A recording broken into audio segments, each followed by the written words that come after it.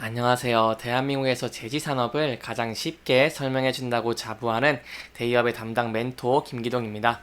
자, 오늘은 최근에 펄프 가격 반등으로 인해서 실적 완화가 기대되고 있는 이 무림 페이퍼에 대해서 살펴보도록 할 텐데요. 이 구체적으로 어떻게 실적 완화를 기대할 수 있을지, 그리고 이 펄프 가격이 어떻게 반등을 하고 있는지에 대해서 제 영상 속에서 자세하게 풀어보도록 할 테니까요. 딱 5분만 집중한다고 생각하시고 지켜봐 주시면 정말 감사하겠습니다. 이번 시간에는 일단 무림페어의 실적을 분석을 하도록 하고요. 그 이후에 펄프 가격이 반등을 했다고 하는데 거기에 대한 구체적인 가격이 어떻게 되는지 이런 부분들도 살펴보도록 하겠습니다. 그리고 마지막으로는 이 무림페이퍼 같은 경우에는 현재 바닥을 확인한 모습을 보여줬습니다. 그렇기 때문에 제가 여기에 대해서 어떠한 대응 전략을 짜는 것이 좋을지도 영상 속에서 자세하게 풀어보도록 할 테니까요.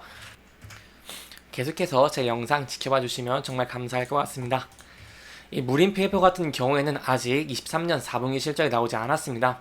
그렇기 때문에 23년 3분기 실적을 간단하게 분석을 하고 왜 이렇게 실적이 좀 안 좋게 나왔는지 이런 부분을 좀 살펴보도록 하겠습니다. 이 무림 페이퍼 같은 경우에는요, 3분기 매출이 2,983억 원으로 전년 동기 대비 15.9% 감소를 했고요. 같은 기간 영업이익이 좀 큰 폭으로 감소한 모습을 보여줬습니다.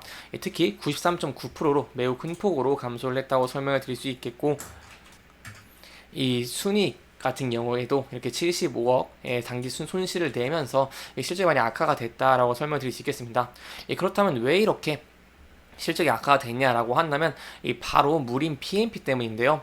이 무림 PMP 같은 경우에는 무림 페이퍼가 지분을 66.97% 이렇게 큰 폭으로 보유를 하고 있습니다.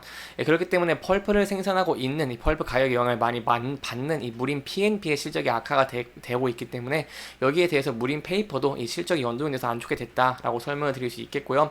여기에 대해 조금 더 자세하게 설명을 드리고자 한다면 이 무림 PNP 같은 경우에는요, 제지의 원료인 펄프를 생산하는 업체로 이 국제 펄프 가격의 실적이 큰 폭으로 변동을 하는 것이 특징이라고 할 수 있겠습니다. 지난해 3분기에 평시 톤당 500에서 800달러 선이었던 펄프 값이 지난해가 아니라 22년입니다. 22년 최대 1,500달러까지 좀 치솟은 덕분에 이 무림 PMP 같은 경우에는 339억 원의 영업이익을 냈고요. 하지만 올해 3분기 펄프 공급 가액이 좀 600달러대로 떨어지면서 61억 원의 영업 손실을 내며 적자 전환을 했습니다. 이렇게 펄프 가격의 급격한 하락 때문에 무림 PMP의 영업이익이 감소를 한 게 이 무림 페이퍼 연결 실적에 악영향을 끼친 것으로 저희가 파악을 하고 있고요. 하지만 그럼에도 저희가 좀 긍정적으로 볼 수 있는 부분이 뭐냐 한다면 바로 펄프 가격의 추이인데요. 이 펄프 가격 인하로 인해서 무림 페이퍼가 좀 좋은 실적을 내지 못했지만 펄프 가격이 현재 좀 올라주고 있는 모습을 보여주고 있습니다. 이 거의 800달러대에 진입을 하고 있는 모습을 보여주고 있기 때문에 이렇게 펄프 가격이 계속해서 상승을 하게 된다면 이 무림 PMP의 실적이 좋아질 것이고, 그럼 무림 PMP의 지분을 많이 보유하고 있는 무림 페이퍼의 실적도 기대를 해볼 수 있기 때문에 여기에 대해서 제가 좀 더 좋은 전망을 기대를 해볼 수 있지 않겠나, 23년 4분기에 좀 더 완화되는 실적을 조금 더 기대를 해볼 수 있겠다라고 설명을 드릴 수 있겠고요.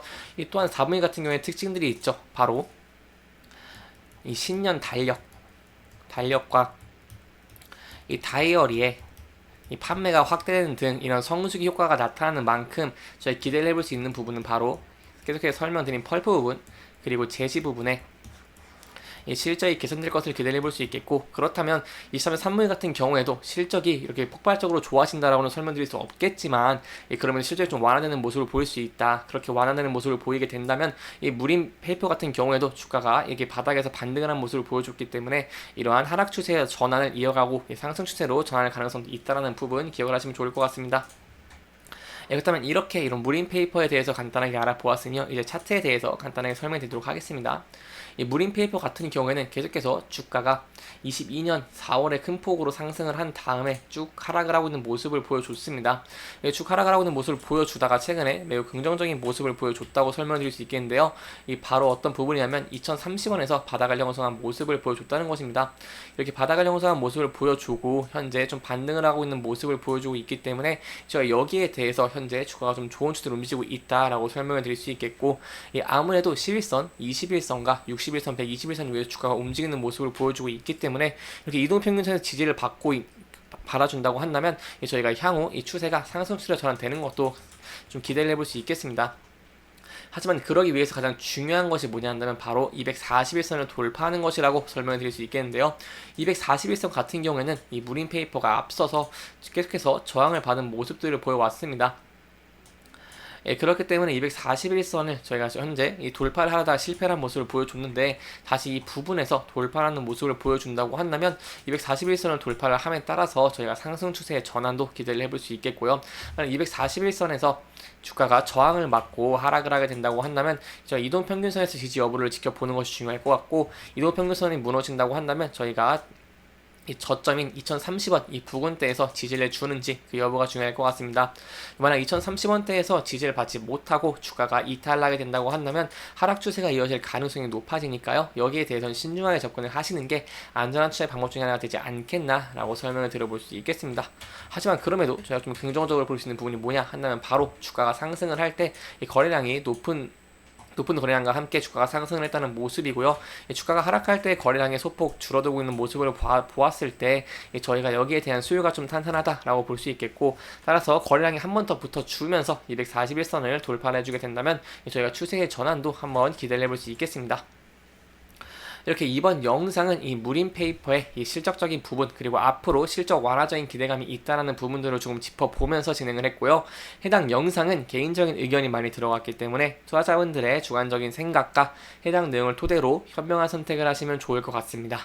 영상 잘 보셨다면 좋아요와 구독 부탁드리고요. 해당 영상뿐만 아니라 대기업에서는 그 누구보다 열정적인 멘토들이 많으니까요. 부디 타 종목의 영상도 시청해 주시길 바라며 오늘 영상 마무리하도록 하겠습니다. 끝까지 시청해 주셔서 감사합니다.